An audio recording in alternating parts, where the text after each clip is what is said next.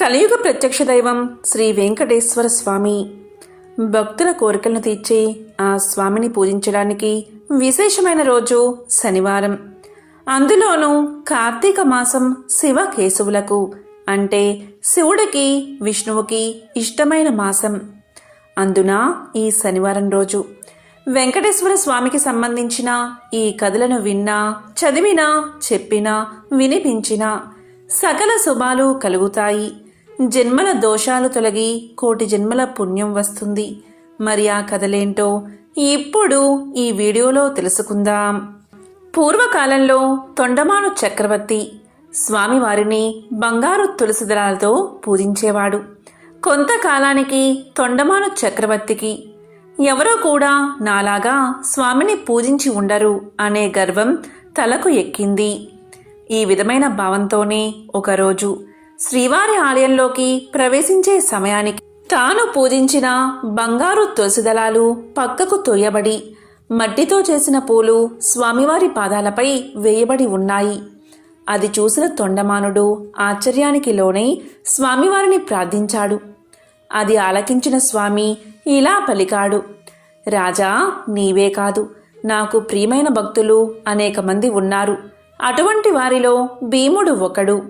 కుండలు చేసుకుని జీవించే కుమ్మరి అయిన భీముడు చెక్కతో నా విగ్రహాన్ని ఇంటిలో ప్రతిష్ఠించి ప్రతిరోజు కుండలు చేసిన తర్వాత చేతులకు అంటుకున్న మట్టితో పూలు చేసి వాటితో నన్ను పూజిస్తాడు. అవే ఈ మట్టి పువ్వులు. నాకు బంగారు పూలైనా మట్టి పూలైనా ఒక్కటే. అవి సమర్పించడం వెనుక ఉన్న భక్తే నాకు కావాల్సింది అని పలికాడు స్వామి. వెంకటేశ్వర స్వామివారి మాటలు విని జ్ఞానోదయమైన తొండమానుడు స్వామివారితో కలిసి భీముడి ఇంటికి చేరుకున్నాడు. శ్రీ వెంకటేశ్వరుని చూసిన ఆనందంతో భీముడు పరిపరి విధాలా కీర్తించి తన ఆతిథ్యాన్ని స్వీకరించమని స్వామిని కోరగా అందుకు స్వామి అంగీకరించగా పగిలిన మట్టి పెంకులో సంకటి తెచ్చి స్వామివారికి అందించాడు భీముడు. స్వామివారు దాన్ని స్వీకరించారు. ఇది చూసిన తొండమానుడు భక్తి పారవస్యంలో మునిగిపోయాడు. అప్పట్నుంచి ప్రతిరోజు సగం పగిలిన మట్టి పెంకులో నివేదన పెట్టే ఆచారాన్ని ఏర్పరిచాడు. ఇప్పటికీ నిత్యం నైవేద్యం కుండ పెంకులోనే సమర్పించబడుతుంది. వివిధ రకాలైన పిండి వంటలు గంగాళాల కొద్దీ నైవేద్యంగా సమర్పించబడుతూ ఉన్నా అవన్నీ గర్భాలయానికి ముందున్న శయన మండపంలోనే నివేదిస్తారు. ఒక్క ఓడు నైవేద్యం మాత్రం గర్భాలయంలోకి తీసుకువెళ్లి నివేదిస్తారు. ప్రతిరోజు నివేదన కొరకు కొత్త కుండ పెంకునే ఉపయోగిస్తారు. అందువల్లే స్వామివారికి తోమని పల్లాలవాడు అనే పేరు ఏర్పడింది. కాగా కుమ్మరి భీముడు కురువతి నంబిగా ప్రసిద్ధి చెందాడు.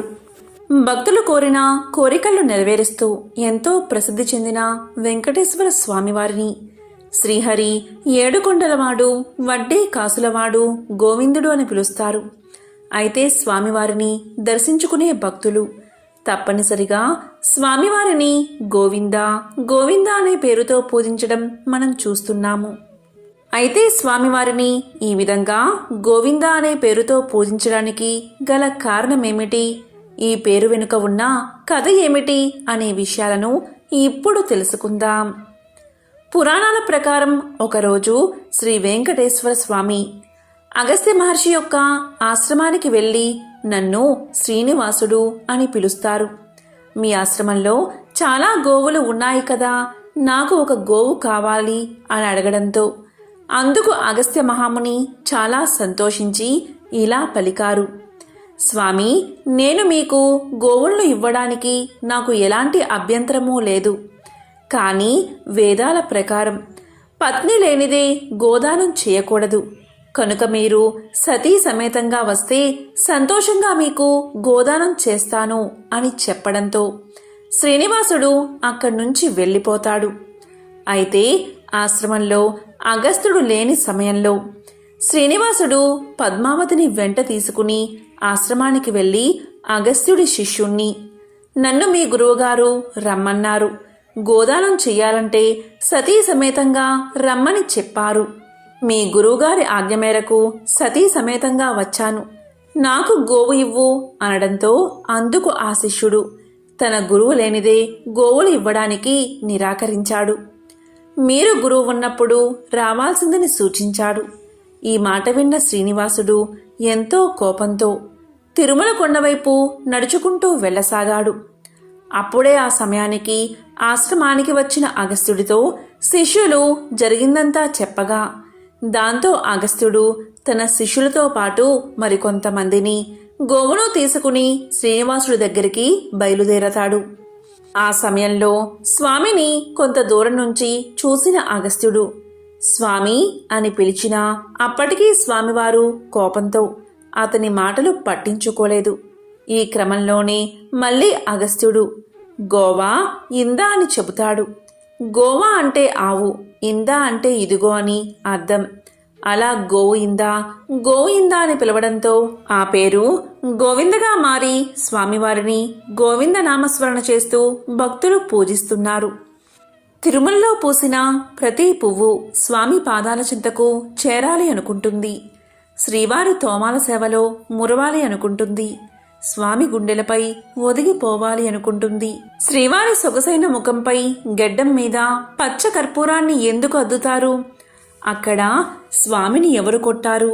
తిరుమల ఆలయంలో మహాద్వారానికి కుడివైపున కనిపించే గుణపం కథ ఏమిటి? తిరుమలలో స్త్రీలు పువ్వులు ఎందుకు పెట్టుకోరు? ఈ ప్రశ్నలంటికి ఒకే సమాధానం, అనంత ఆళ్వారులు.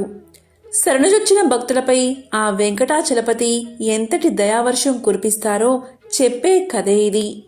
అనంతాచార్యుల చరితం నిష్కల్మషమైన భక్తికి తార్కాణం. తిరుమలలో పూసిన ప్రతి పువ్వు స్వామి పాదాల చెంతకు చేరాలి అనుకుంటుంది. ఇలాగే స్వామి సేవలో తరించి ఆయన పాదాల మీద రాలిన గొప్ప భాగవోత్తముడు అనంత ఆళ్వారులు. అనంత ఆళ్వారుల గురించి తెలుసుకోవడం అంటే భక్తులపై శ్రీనివాసుడి అనంతమైన ప్రేమ, వాత్సల్యం గురించి తెలుసుకోవడమే. శ్రీరంగంలో భగవత్ రామానుజుల శిష్యులే అనంతాచార్యులు. ఒకనాడు రామానుజులు అనుగ్రహ భాషణం చేస్తూ తిరుమలలో అలంకార ప్రియుడైన శ్రీనివాసుడికి పుష్ప కైంకర్యాలు సక్రమంగా జరగడం లేదని ఆవేదన వ్యక్తం చేశారు. కానీ దట్టమైన అడవులు, క్రూర మృగాలు, విషసర్పాలు సంచరించే శేషాచల కొండల్లో ఎవరు ఉండగలరు? అక్కడ చెరువు తవ్వి బృందావనం తయారు చేసి పుష్పసేవ ఎవరు చేస్తారు? ఈ విధంగా గురువు రామానుజుల మనసులోని బాధను అర్థం చేసుకున్న శిష్యుడైన అనంతాచార్యులు తాను వెళ్లి వెంకటాచలపతికి పుష్ప కైంకర్యాలు సమర్పిస్తాను అన్నారు. గురువుగారికిచ్చిన మాట ప్రకారం గర్భవతి అయిన భార్యను తీసుకుని తిరుమలకు చేరారు అనంత ఆళ్వారులు. రావడంతోనే పూలతోట పనులు ప్రారంభించారు. అనంత ఆచార్యుల వేదానికి స్వేదానికి శ్రీవారు కదిలిపోయాడు, కరిగిపోయాడు. భార్యతో కలిసి చెరువు తవ్వుతున్న బక్కపల్చిని అనంతాచార్యుల దగ్గరకు సాక్షాత్తు శ్రీనివాసుడే ఒక బాలుడి రూపంలో వచ్చాడు. నీకు నేను సహాయం చేస్తాను అన్నాడు. కాని పసిబాలుడితో పని చేయించుకోవడం ఏమిటి అని అనంతాచార్యుల వారు వద్దని వారించారు. బాలుడు ఎంత బతిమాలినా వద్దన్నారు. కాని అనంత ఆచార్యులకు తెలియకుండా ఆయన భార్యకు చెరువు తవ్వడంలో సాయం చేస్తూ ఉన్నాడు ఆ బాలుడు. ఆ దృశ్యం చూసిన అనంత ఆచార్యులకు కోపం కట్టలు తెంచుకుంటుంది. సాయం వద్దని చెప్పినా ఎందుకు చేస్తున్నావంటూ బాలుణ్ణి తరుముతారు.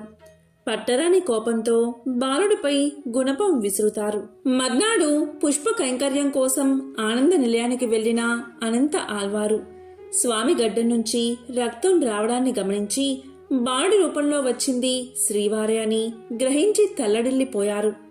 వెంటనే వెంకటనాథుడి గడ్డానికి పచ్చ కర్పూరాన్ని అద్దుతారు.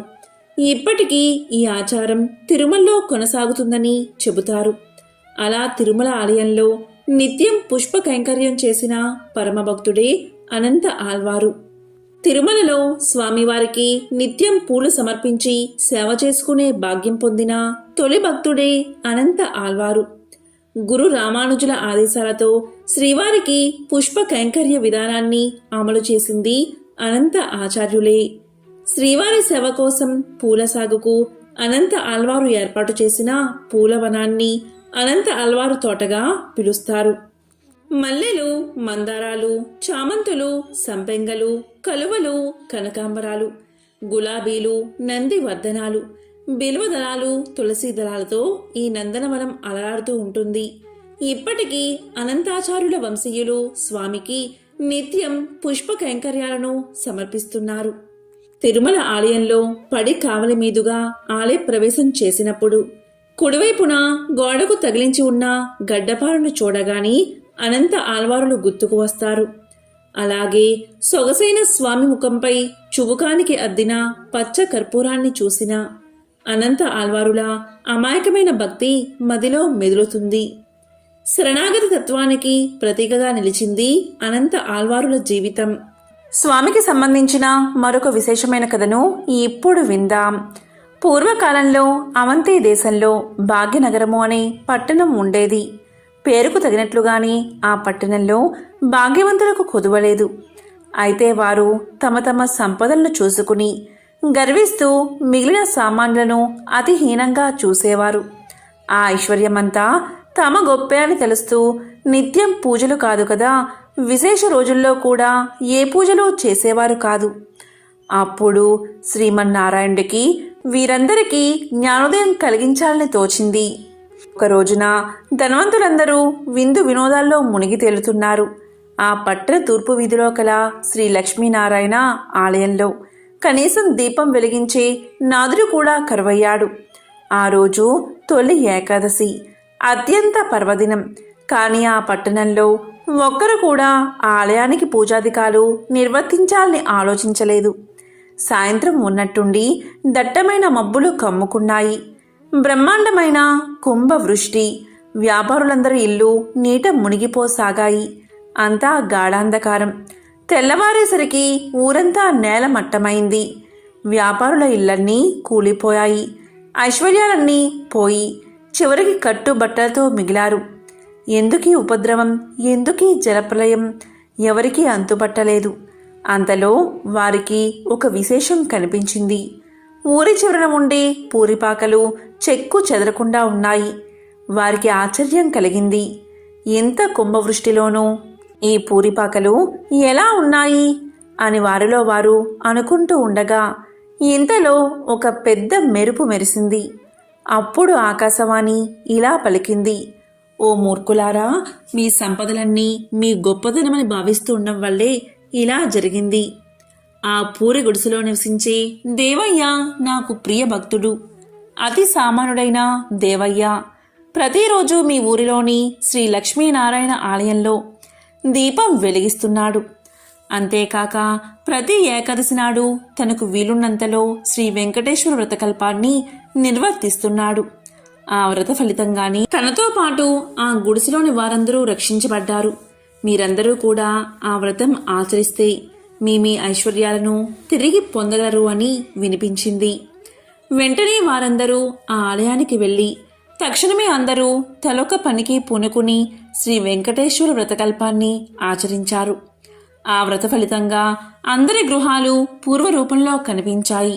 అది మొదలుగా ఆ వర్తకులందరూ శ్రీవారి భక్తులై ప్రతి ఏకాదశి నాడు శ్రీ వెంకటేశ్వర వ్రతకల్పాన్ని ఆచరిస్తూ బతికి ఉన్నంతకాలం సుఖ సౌభాగ్యాలతో ఉండి చివరికి ముక్తిని పొందారు అని శ్రీ వసుల వారు వివరించారు. కలియుగానికి చాలా పూర్వం సమస్త ఋషులు కలిసి కశ్యప మహర్షి నేతృత్వంలో సమాజ శ్రేయస్సు కోసం ఒక గొప్ప యాగాన్ని అంటే మహాయజ్ఞాన్ని చెయ్యాలని సంకల్పిస్తారు. ఇది మహాయజ్ఞం కావడంతో త్రిమూర్తులలో ఒకరిని ముఖ్య అతిథిగా ఆహ్వానించాలని ఋషులు భావిస్తారు. ఈ సమయంలో నారద మహర్షి తన ప్రయాణ సమయంలో భూమిపైకి వచ్చి ఋషులు చెయ్యబోయే మహాయజ్ఞం గురించి తెలుసుకుంటాడు. అప్పుడు నారదుడు ఇలా పలుకుతాడు, ఓ మహారుషులారా, ఈ యాగంతో మీరు ఎవరిని సంతోష పెట్టబోతున్నారు? మీరు పవిత్రమైన త్రిమూర్తులలో అత్యంత ఉన్నతమైన వ్యక్తిని సంతోషపెట్టబోతున్నారా? పవిత్ర త్రిమూర్తులలో ఎవరు పరమేశ్వరుడు అన్న ప్రశ్నకు ఋషులు అయోమయానికి లోనవుతారు. దీంతో వారు త్రిమూర్తులలో ఉన్నతమైన వ్యక్తిని యాగానికి ఆహ్వానించాలని తలపోస్తారు. లోక కళ్యాణం కోసం యజ్ఞం తలపెట్టిన మహర్షులు త్రిమూర్తులలో గొప్పవారెవరో నిర్ణయించమని భృగు మహర్షిని పంపుతారు. అరికాలిలో నేత్రం కారణంగా తనకు గల శక్తి పట్ల గర్వితుడై ఉన్న భృగు మహర్షి తొలుత సత్యలోకానికి చేరుకుంటాడు. అక్కడ సత్యలోకంలో వేదగానం చేస్తూ బ్రహ్మదేవుడు, ఆయన గాత్రానికి వీణానాదాన్ని అందిస్తూ సరస్వతీదేవి సంగీతంలో సంలీనులై ఉన్నారు.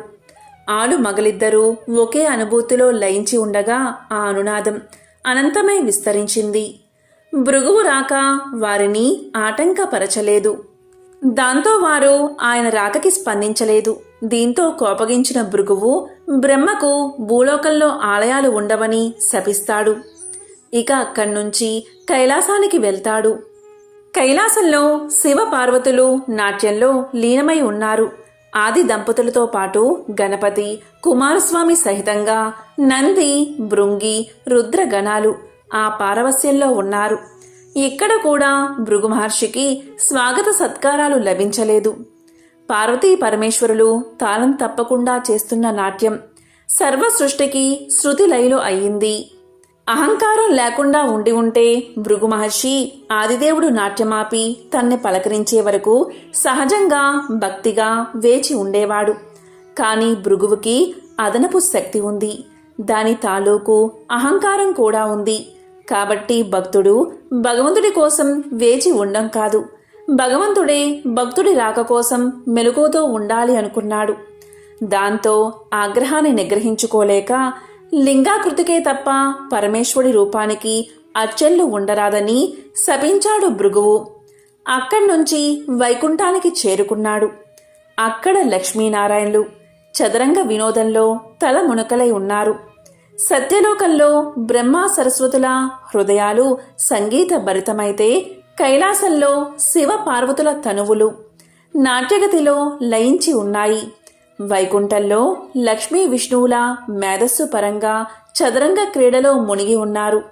సృష్టి స్థితి లయకారులం కదా అని త్రిమూర్తుల్లో ఎవరూ ఇల్లాలితో గడపడానికి సమయం లేదు, సమయం లేకుండా ఉన్నాం అనలేదు, అనుకోలేదు. క్రీడా వినోదంలో మునిగి ఉన్న శ్రీహరి శ్రీదేవులను చూశాడు భృగువు. అప్పటికే ఆగ్రహం హద్దులు దాటి ఉంది. కాలెత్తి మహావిష్ణువు వక్షస్థలంపై ఒక్క తన్ను తన్నాడు. గుండెలపై తన్నిన బిడ్డని చూసిన తండ్రిలా శాంతంగా చిరునవ్వు నవ్వాడు శ్రీహరి. భృగువుని బుజ్జగిస్తూ అతిథి సత్కారాలతో ఆర్ఘ్యపాద్యాలు సమర్పిస్తూ భృగువు అరికాలిలోని నేత్రాన్ని చిదిమేశాడు. అప్పటికి కాని భృగు మహర్షికి తలకెక్కిన అహంకారం మహమ్మారి దిగిపోలేదు. చేసిన తప్పిదాలు తెలిసి రాలేదు. పోగొట్టుకున్న తపశ్శక్తి నష్టం అర్థం కాలేదు. దాంతో దిమ్మ తిరిగి వాస్తవంలోకి వచ్చి పడ్డాడు భృగువు. దుఃఖిస్తూ శ్రీహరి పాదాలపై పడ్డాడు. ఆ పైన పశ్చాత్తాపంతో తపోవనానికి తరలిపోయాడు. అతన్ని ఆశీర్వదించి తిరిగి చూసిన శ్రీహరికి ఎదురుగా శోకమూర్తి అయి శ్రీలక్ష్మి నిలిచి ఉంది. తన నివాస స్థానమైన మహావిష్ణువు వక్షస్థలంపై తన్నిన భృగువుని విష్ణువు శిక్షించకుండా సమాదరించి పంపినందుకు ఆ తల్లి అవమానం చెందింది. అనునయించబోయిన శ్రీమన్నారాయణుడికి శ్రీదేవి శోకాశ్రువులే సమాధానం చెప్పాయి. బాధాతప్తమై ఆ ఇల్లాలు కన్నీటితో భర్తని విడిచిపోయింది. సిరి తనతో ఉన్నప్పుడు సర్వ సంపదలతో వైభవమూర్తే విలసిల్లిన శ్రీమన్నారాయణుడు సిరిదేవి విడిచి వెళ్లడంతో దరిద్ర నారాయణుడై అడవులు పట్టిపోయాడు. గుక్కెడు పాలకి పుట్టలో ఉండి పొదుగు వదిలిన గోమాత పుణ్యాన కడుపు నింపుకున్నాడు. దేశ దిమ్మరిలా తిరుగుతూ వకులమాలని చేరినప్పుడు సైతం ఎవరు నాయనా నీవు అంటే ఏ పేరుని చెప్పను, ఏ పేరుతో పిలిచినా పలుకుతాను, ఏ ఊరని చెప్పను, అన్ని ఊళ్ళు నావే, సిరి నుండే తల్లి ఇప్పుడు తొలగిపోయింది అంటాడు. ఆ తల్లి జాలిపడుతూ అంతే నాయనా లోకరీతి, భాగ్యమున్నంతకాలం అందరూ గౌరవిస్తారు, కలిమి కోల్పోయిన నాడు అన్నీ కోల్పోయినట్టే అంటూ కన్నబిడ్డను ఆదరించినట్లు ఆదరిస్తుంది. ఆశ్రమవాసి అయి వరహమూర్తి అనుమతి పొంది ఆశ్రితుడై జీవిస్తూ ఆకాశరాజ పుత్రి పద్మావతిని పరిణమాడాలి అనుకుంటే పైసలేవి, పెళ్లి చేసుకునేందుకు వడ్డీకి అప్పు తీసుకోవాల్సి వచ్చింది. ఒకప్పుడు సిరి సంపదలకి నెలవైనవాడు. కలకంట కంట కన్నీరొలికితే అదీ పరిస్థితి. శ్రీ వెంకటేశ్వర స్వామికి సంబంధించిన ఒక విశేషమైన కథను ఇప్పుడు విందాం. పూర్వకాలంలో మగధ సామ్రాజ్యంలో విష్ణు చిత్తుడు అని శ్రీవారి ప్రియభక్తుడు ఉండేవాడు. అతనికి 9 మంది స్త్రీ సంతానం కలిగారు. ఎంతో పాండిత్యం ఉన్న మిక్కిలి పేదరికంతో బాధపడుతున్నాడు విష్ణు చిత్తుడు. విష్ణు చిత్తుని భార్య తారామతి. ఎల్లప్పుడూ ఆమె శ్రీమన్నారాయణ్ణి ప్రార్థిస్తూ ఉండేది.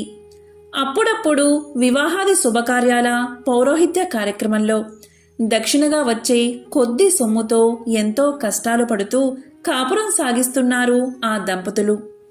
కుమార్తెలకు యుక్త వయసు వచ్చింది. తారామతికి ఎప్పుడూ వీరి వివాహం ఎలా జరిపించాలా అనే చింతగా ఉండేది. ఆ శ్రీనివాసుణ్ణి ప్రార్థిస్తూ కాలం గడుపుతూ ఉండేది తారామతి. ఓ శ్రీనివాస భక్తులారా, ఆశ్రిత జనరక్షకుడైన శ్రీ వెంకటేశ్వర స్వామివారికి తన భక్తులన్నా అపార ప్రేమ అని మనందరికీ తెలిసిందే కదా. ఇలా ఉండగా ఒకరోజు ఉదయం ఒక వృద్ధ బ్రాహ్మణుడు విష్ణుచిత్తుని ఇంటి తలుపు తట్టాడు. అయ్యా, నేను వంగదేశపు వాసిని. ఒక యజ్ఞం నిమిత్తం వెళుతూ దారి మధ్యలో ఈ దేశానికి చేరుకున్నాను. దయచేసి ఈ ఒక్కరోజు మీ ఇంట్లో ఉండనిస్తే తిరిగి రేపు ఉదయమే వెళ్ళిపోతాను అని విష్ణుచిత్తుణ్ణి అర్థించాడు. అందుకు విష్ణుచిత్తులు ఇలా పలికాడు: స్వామి, అంతకు మించిన అదృష్టం మాకేముంటుంది? అతిథి సాక్షాత్తు శ్రీమన్నారాయణుడితో సమానమని మన పురాణాలు ఘోషిస్తున్నాయి కదా. తమరు ఎటువంటి సంకోచం లేకుండా మా ఇంట్లో తప్పక ఉండవలసింది అని ఆ ముసలి బ్రాహ్మణుణ్ణి లోపలికి తీసుకువచ్చి సపరిచర్యలు చేశాడు.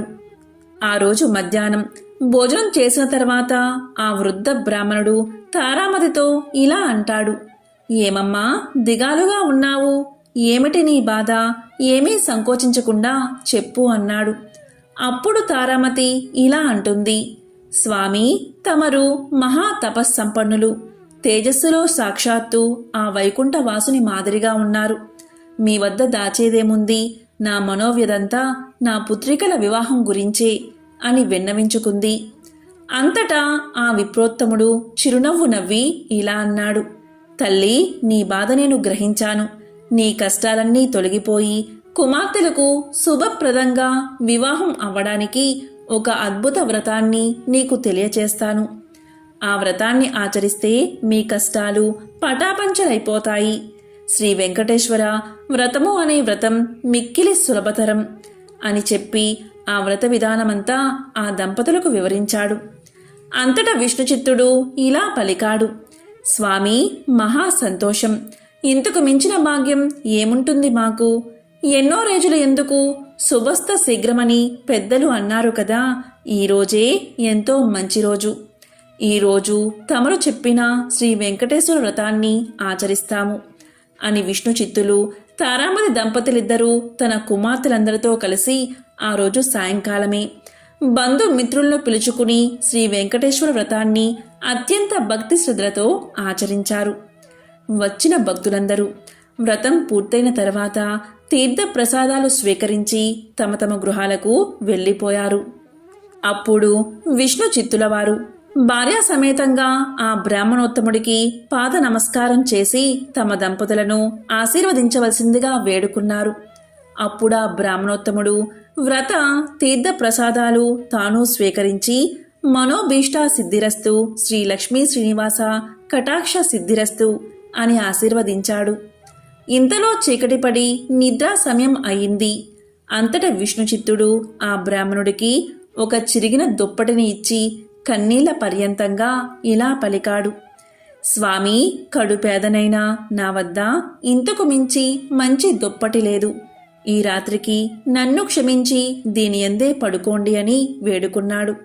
అందుకు ఆ బ్రాహ్మణుడు చిరునవ్వు నవ్వి ఇలా అన్నాడు: విష్ణుచిత్త, ఏమీ బాధపడకు. నేను బయట బసారాలో పడుకుంటాను అని చెప్తాడు. కొద్దిసేపటికే అందరూ కూడా నిద్రలోకి జారుకున్నారు. రాత్రి 4వ జామున ఉరుములు మెరుపులతో పెద్ద వర్షం కురిసింది. అంతా కటిక చీకటి. గాఢాంధకారంలో కంటికి ఏమీ కనబడట్లేదు. విష్ణు చిత్తునికి బయట పడుకున్న ఆ ముసలి బ్రాహ్మణుడు ఎలా ఉన్నాడో అని బెంగగా ఉంది. కాని ఈ గాఢాంధకారంలో ఏమీ కనిపించక ఎప్పుడెప్పుడు తెల్లవారుతుందా అని ఆ రాత్రి గడిపాడు విష్ణుచిత్తుడు. ఆ కుటుంబమంతా. ఇంతలో తెల్లారింది. వాన తేలిక పడింది.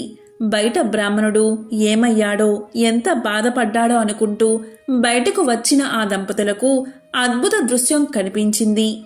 అక్కడ విప్రోత్తముడు లేడు. చిరిగిన దుప్పటి స్థానంలో పట్టు పీతాంబరం ఉంది. ఆ పీతాంబరంపై శ్రీ వెంకటేశ్వర స్వామివారి విగ్రహం చిరునవ్వుతో కనిపించింది. జరిగినదంతా ఆ దంపతులకు అర్థమైంది. వారి ఆనందానికి అవధులు లేవు. వచ్చింది సాక్షాత్తు ఆ శ్రీమన్నారాయణుడే. ఆహా, ఏమి మన భాగ్యము! కాని ఆ స్వామివారిని గ్రహించలేకపోయామే. చివరికి చినిగిన దుప్పటి ఇచ్చామే అని తలుస్తూ శ్రీ స్వామివారి విగ్రహాన్ని కళ్ళకు అద్దుకుని ఇంట్లోకి వచ్చారు. ఇల్లంతా స్వర్ణమయంగా కనిపించింది. అంతటా ధనరాశులే. ఆహా, శ్రీ వెంకటేశ్వర స్వామివారి వ్రతకల్ప మహత్యం వల్ల కదా ఇదంతా జరిగింది అని ఆ స్వామిని అనేక విధాలా స్తుతించారు. చూసారా, సాక్షాత్తు శ్రీ స్వామివారే ఆ భక్తుడి ఇంటికి అతిథి రూపంలో వచ్చి వ్రత విధానం చెప్పడమే కాకుండా తీర్థ ప్రసాదాలు కూడా తానే స్వయంగా స్వీకరించాడు. శ్రీ స్వామివారు అంతటి కరుణామయుడు. ఎవరైతే భక్తి శ్రద్ధలతో ఈ వ్రతాన్ని ఆచరిస్తారో వారింటికి తానే స్వయంగా ఏదో రూపంలో తప్పక వస్తాడు. మీరందరూ కూడా ఈ వ్రతాన్ని ఆచరించి స్వామివారి కరుణా కటాక్షాలు పొందండి. శ్రీ లక్ష్మీ శ్రీనివాస కటాక్ష సిద్ధిరస్తు అని విశ్వామిత్రుల వారు ముళ్లకు తెలియచేశారు. శ్రీ వెంకటేశ్వరాయ నమః అనేది వెంకటేశుడి మంత్రం. ఈ అష్టాక్షరి మంత్రం గురించి మాతృశ్రీ వెంగమాంబ రాసిన శ్రీ వెంకటాచల మహత్యం అన్న గ్రంథంలోని తృతీయ ఆశ్వాసం 177వ పుటలో శ్రీ వెంకటేశ్వరాయ నమః అనే అష్టాక్షరి మంత్రం గురించి ప్రస్తావించారు. శ్రీనివాసుడు ఈ మంత్రాన్ని ఓంకారపూర్వకంగా జపించవచ్చునని అందులో పేర్కొన్నారు.